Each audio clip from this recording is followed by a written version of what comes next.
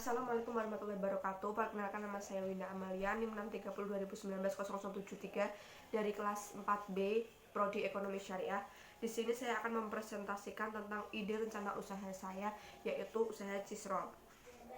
Latar belakang adanya ide rencana usaha ini adalah melihat perkembangan zaman dan teknologi, maka orang sekarang mulai berhati-hati dalam memilih dan membeli makanan. Karena pada masa kini banyak makanan yang dibuat menggunakan bahan kimia yang berbahaya. Sebagian masyarakat kelas bawah memilih makanan itu berdasarkan rasanya yang enak dan harganya yang murah. Nah, dua hal inilah yang menjadi prioritas utama mereka dalam membeli makanan dan cemilan. Mereka tidak begitu memikirkan kandungan yang terdapat dalam makanan tersebut. Untuk itulah di sini saya bermaksud untuk membuat makanan yang memiliki rasa yang enak serta harga yang terjangkau, dan tidak menggunakan bahan kimia yang berbahaya serta memiliki kandungan gizi yang cukup.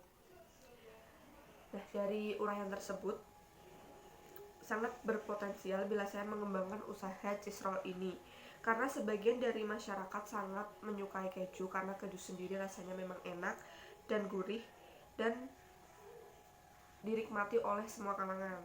Cisrol ini dapat dinikmati oleh berbagai usia, dari yang muda sampai yang tua. Jadi siapapun bisa untuk mengkonsumsi cisrol ini. Cisrol ini dapat dinikmati dalam kondisi apapun, baik malam hari maupun siang hari. Nah, serta cisrol ini lebih enak apabila dimakan sambil ngopi, ngeteh, atau sambil nonton film. Pokoknya cisrol ini cocok dijadikan untuk camilan. Dengan alasan tersebut, saya berniat untuk merintis usaha cisrol ini dengan harapan pelanggan itu akan tertarik untuk datang dan membeli cisrol ini dengan kenikmatan rasa yang menggugah selera. Tujuan saya memilih mendirikan usaha cisrol ini adalah yang pertama, yang pasti memperoleh keuntungan yang sangat besar. Yang kedua, menambah pengalaman dan ilmu pengetahuan kewirausahaan saya dalam melakukan kegiatan usaha. Dan yang ketiga, mewujudkan kemampuan dan kemantapan dalam berwirausaha untuk meningkatkan kemampuan kesejahteraan masyarakat. Dengan melihat peluang usaha ini, diharapkan usaha ini dapat berkembang di berbagai daerah. Keuntungan yang dapat diperoleh oleh pemilik usaha yaitu dapat menjadikan sebagai pengalaman dalam berbisnis. Dengan adanya bisnis ini juga secara tidak langsung dapat membuka lapangan pekerjaan untuk masyarakat yang membutuhkan pekerjaan. Karena apabila usaha ini telah berkembang, maka akan membutuhkan banyak tenaga kerja untuk membantu dalam kelancaran usaha. Yang selanjutnya adalah analisis SWOT. Yang pertama ada strength atau kekuatan. Nah, penyajian dari Cisrol ini sangatlah sederhana, tanpa memerlukan banyak waktu dalam penyajiannya, cukup digoreng lalu disajikan saja. Dan yang kekuatan yang kedua, harga dari Cisrol ini sangat terjangkau sehingga dapat dijangkau oleh semua kalangan masyarakat atau konsumen, baik yakni kelas atas, kelas maupun yang kelas bawah. Yang kedua adalah weakness atau kelemahan. Kelemahannya yang pertama, permintaan dari konsumen biasanya akan menurun jika keadaan cuaca sedang buruk.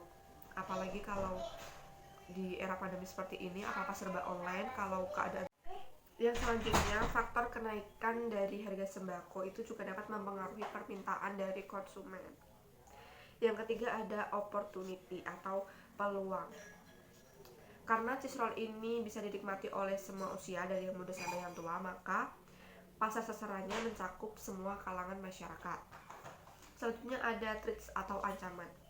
Melihat dari banyaknya permintaan masyarakat dalam mengkonsumsi makanan, terutama cisrol ini, maka persaingan dalam pelayanan dan kualitas yang kita berikan pada konsumen kurang memuaskan.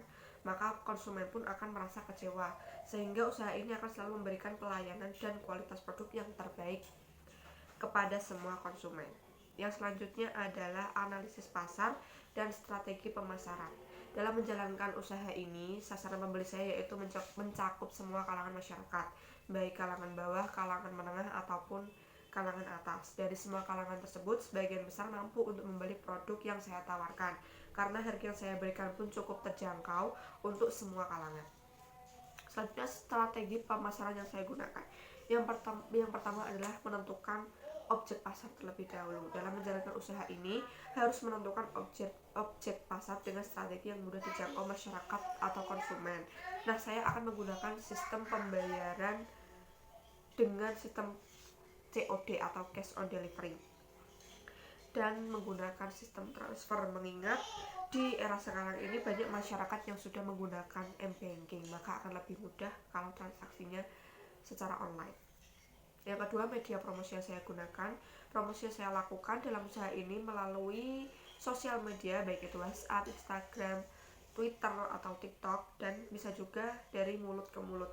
Apabila usaha ini sudah diketahui dan disukai oleh masyarakat, maka konsumen akan memberitahukan kepada orang lain untuk membeli cheese roll saya. Yang selanjutnya, riset dari ide rencana bisnis. Yang pertama adalah aspek hukum. Dikarenakan usaha ini masih tergolong home industry dan investasi belum ternilai tinggi, maka dari itu aspek hukum saya menggunakan PIRT atau produk industri rumah tangga untuk menaungi usaha yang akan saya jalankan sebagai legalitas perizinan usaha.